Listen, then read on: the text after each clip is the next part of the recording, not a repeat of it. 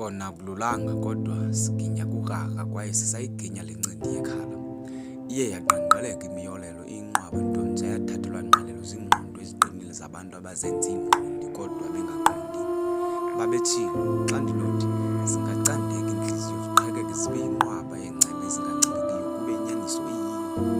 Bebedlala abantwana baqhawuka utshintsho. Imiyolelo iqulethe ithemba lokuba liyawuba khona utshintsho ndive xa ndisitsho. Nokuba ndingaqumba ndiqalekiswe kodwa eyona nto iphilisayo yinyaniso. Inkani ebidalwa ziingqaqambo zomzimba neengcinga ezibhityile idale angaluboni utshintsho suke wasutywa sisifo sokufa kwaze walandulela engawushiyanga uwakhe umyalelo kweli. Uthule nezakhe iingcinga nezakhe izimvo.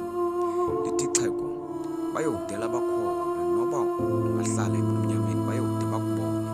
Nemiyolelo sihlwele sam uthuleleni na. Ndiyayiqonda ndinqwalisanga ntloko kwaye ndingeqanga nokuxela kodwa ngenxa yethemba ndininqula ndinicela ndinicenga. Ndiyayiqonda ndingosicelo ngoko ke kuyandiyisa ukuhlala ndikhongozele komntu.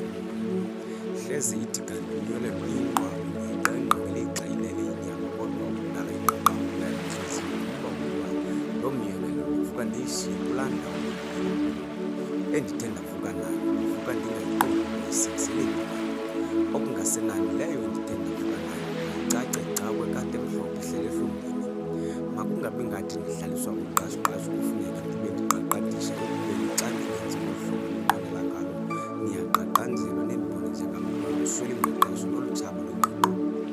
Niyayiqonda ukuqhubeka kwamana ukundivalela usango lusheka nimi ngaphandle kodwa obu bunzima kowu kaze into esizayithini nale.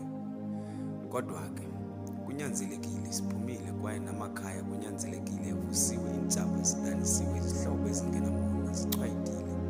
Eyi, yilaa nyanga isekuqaleni enyakeni apho wonke ubani eququzela ezama amandla okufeza iminqweno yakhe.